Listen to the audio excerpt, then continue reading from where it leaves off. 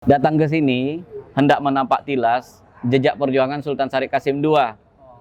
Jadi ketika Sultan Syarif Qasim II menyatakan kerajaan siap bergabung dengan Republik, setelah itu Sultan kami berangkat ke pesisir timur ini. Jadi ini hari ke-6 perjalanan Pati ini ya. Setiap harinya bersepeda tidak kurang target minimal itu 100 km.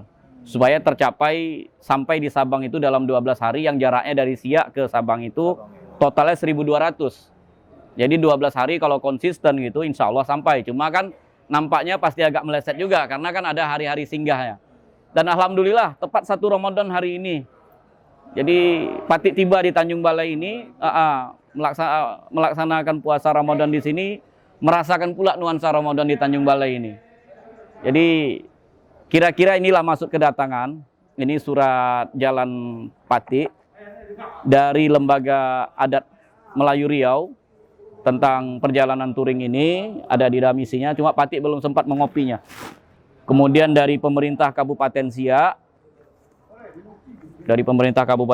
kemudian ini surat karena kita ini di masa pandemi, harus ada pula izin dari Satgas Covid gitu. Tapi alhamdulillah ada izinnya ini. Dan ini surat jalan dari kepolisian gitu. Ini karena Pati juga berkiprah di organisasi pemuda, kebetulan mendukung ini juga organisasi pemudanya mendukung kegiatan ini gitu. Iya. Jadi itu kira-kira apa? Nanti ada beberapa pertanyaan juga nanti yang Pati akan sampaikan. Nanti didokumentasikan hasil dari wawancara ini nanti akan kami tulis. Kami akan rangkai-rangkai lah nanti, termasuk dengan kerabat-kerabat yang lain. Ini semacam menyusun puzzle aja dulu karena kan terserak-serak ini. Nanti pasti ada kaitannya semuanya gitu. Jadi coba disusun aja dulu gitu kira-kira. Ini dari pemerintah Kabupaten Siak. Iya. Ini surat jalan dari Satgas Covid karena melakukan kegiatan di masa pandemi. Kami semula sebenarnya ada 3 orang ini ya, Pak. Cuma di detik-detik terakhir mau berangkat ada saja halangan kan. Akhirnya daripada nanti tunda-tunda lagi ya Pati dengan bismillah berjalan lah gitu. Insya Allah tak akan ada masalah gitu. Sebab yang 2 orang lagi undur karena memang alasannya mustahak betul, tak bisa dia ikut. Yang satu kemalangan, ada keluarga yang meninggal, tak mungkin pula dia bepergian kan, menyalahi adab pula. Yang satu lagi tak dapat izin dari tempat dia bekerja, karena kan harus mengambil cuti yang cukup lama itu. Jadi Pati sendirilah yang berangkat gitu. Ini sendiri berangkat dari? Iya. Berangkat dari sepeda, touring sepeda. Iya, dari Pekanbaru menuju ke Sabang. Tapi ambil titik awal startnya dari depan halaman Istana Siak. Sebab ini touring membawa misi, bukan hanya melintas biasa seperti petouring yang lain. Saya misinya menapak tilas perjuangan Sultan Syarif Qasim II dalam mendukung NKRI. Jadi saya coba lagi telusuri jejak-jejak Sultan kami ketika beliau menuju ke Medan ini. Setelah beliau menyatakan Kesultanan Siak bergabung dengan Republik, Sultan waktu itu langsung menuju Medan untuk bertemu dengan Tengku Muhammad Hasan yang waktu itu menjadi gubernur militer. Nah, tempat turun pertama Sultan kami berlayar dari Siak sambung ke Bagan, dari Bagan itu Tanjung Balai Asahan ini. Nah, di Tanjung Balai inilah saya mau bertemu dengan kerabat Kesultanan Asahan.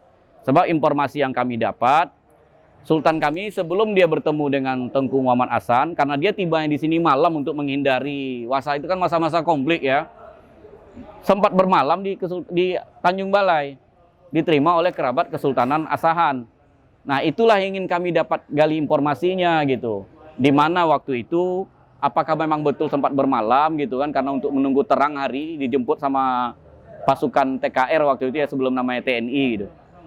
Memang ada apa? Memang ada turunan dari Sultan Qasim? Saya memang kebetulan masih kerabat juga, nama saya Tengku Habibi. Masih kerabat Kesultanan Siak juga gitu. Jadi kalau yang informasi debat kami kan, kami mau mencocokkan gitu. Kalau memang ada kecocokan itu, nah kami coba dokumentasikan nanti di mana Sultan kami pernah tinggal waktu itu. Sebab ada 3 rumah sekarang ini yang kondisinya sekarang keadaan tidak terpelihara. Salah satunya di Tanjung Pura yang di Langkat sana, itu rumah Sultan kami ada. Sampai sekarang. Cuma status tanah kami tidak tahu lah ya, sudah puluhan tahun sekarang ini. Dan bukan itu tujuannya untuk menggali-gali itu lagi, tapi memang supaya rumah itu terpelihara. Jadi nanti saya akan kunjungi juga sana, rumah yang di Tanjung Pura itu untuk didokumentasikan supaya pemerintah Provinsi Riau bisa bekerja samalah dengan pemerintah setempat kan gitu. Karena ini ada jejak sejarah sultan kami gitu. Dan dia seorang pahlawan nasional masalahnya. Jadi negara harus ikut terlibat gitu. Pemangku sultan sekarang Pemangku sultan sekarang ini namanya Tengku Mukhtar Anom.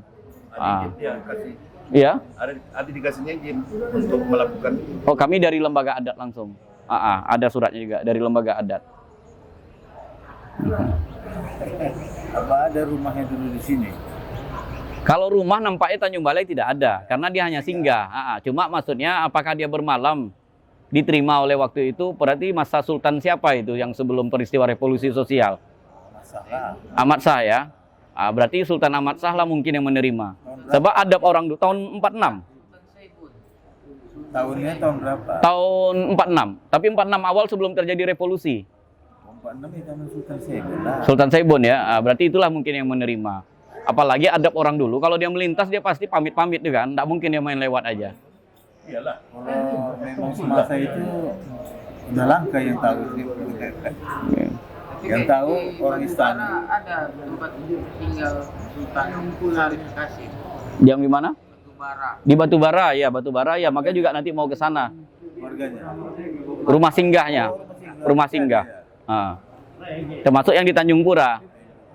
Dan di Siantar juga katanya ada, tapi di Siantar ini belum valid informasinya, makanya nggak mau telusuri. Ya.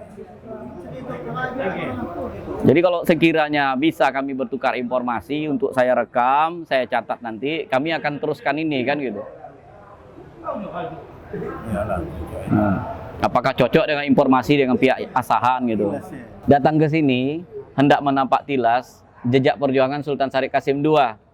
Jadi ketika Sultan Syarif Kasim II menyatakan kerajaan siap bergabung dengan Republik, setelah itu Sultan kami berangkat ke pesisir timur ini. Tempat turun pertamanya Tanjung Balai inilah. Dan ketika itu informasi yang kami dapat, Sultan berangkat tiba di sini itu malam. Dan memang tujuannya kan untuk menghindari hal-hal yang tak inilah ya, karena konflik waktu itu kan, masa-masa revolusi. Nah, jadi ketika dia sampai di Tanjung Balai ini, dia diterima oleh Sultan Asahan waktu itu. Sempat bermalam konon ceritanya. Nah, inilah yang mau kami cocokkan cerita itu gitu. Di mana Sultan itu bermalam dan betulkah ketika itu ataukah langsung berangkat dia ke Siantar gitu. Sultan waktu itu tujuannya mau ke Siantar.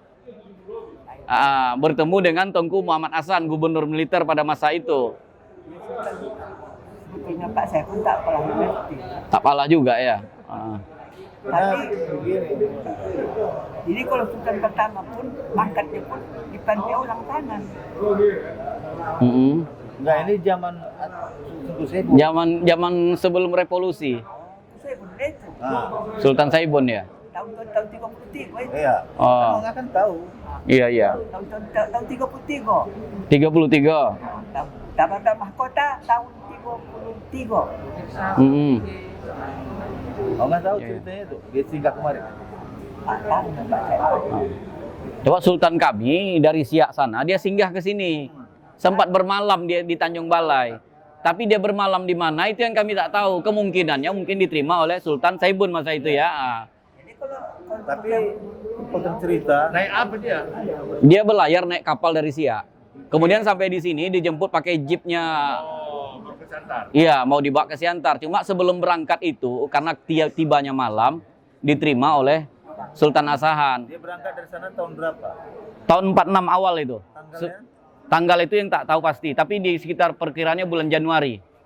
Belum lagi terjadi peristiwa revolusi itu.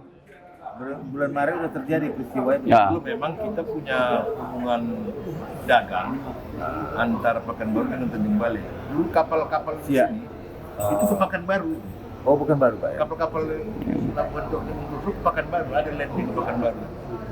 Dan memang turunnya dulu setiap orang mau ke Medan dari sini dulu, bukan langsung ke sana. Gitu.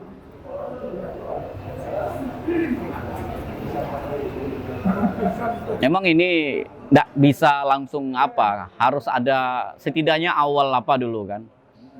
Kami pun nanti akan susun tim yang lebih lengkap nanti. Ini kan semacam rintisan dulu.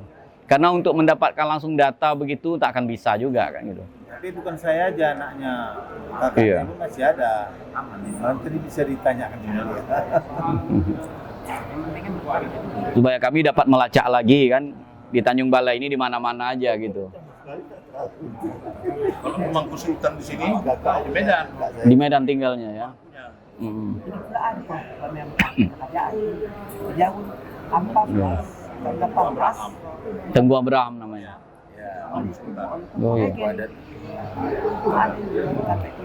Asahan ini dengan Langkat ada kait darah juga tak? Dengan Delhi dan Serdang. Ada lah. Soal pengambilan. Kait darah itu. Keluarga Hubungan darah, hubungan dasar silsilah. Langkat yang paling jelas. Dengan Langkat ya. Oh. Kami pun juga begitu, Siak dengan banyak dengan Langkat gitu. Bahkan Sultan kami terakhir menikahnya kan juga di Tanjung Pura itu di Langkat sana. Deli, Tungku Tatah tahu kan? Ya, sultan. Ada orang Deli istrinya. Anak Sultan Delhi itu pula. Iya. Dekat lah. Deli Tatah itu kan anak sanak bapak yang lebih. Jadi setidaknya awal dulu lah kan gitu. Biar nanti kami bisa tahu siapa nanti pihak-pihak yang akan ditemui. Karena ini sebenarnya banyak juga persiapan yang belum pas. Satu aja jadi kuncinya nih. Kalau memang benar Tuan Kasim itu memang mendarat pernah di Tanjung Balai ini, dia bisa dapat. Iya. Sekarang persoalannya benar dia nggak mendarat di sini. Kalau dia mendarat di sini, dia turun dari kapal itu benar. Cuma ceritanya apakah dia betul bermalam di sini atau langsung itu yang mau kan mau ditelusuri gitu. Karena ini kan mau dibuatkan satu tulisan gitu. Kalau adabnya yang kita tahu orang dulu, dia melintas ke satu tempat apalagi ada penguasanya, pasti dia salam dulu. Tak mungkin dia main lewat-lewat gitu aja. Pasti dia ini setidaknya bertemu kan gitu.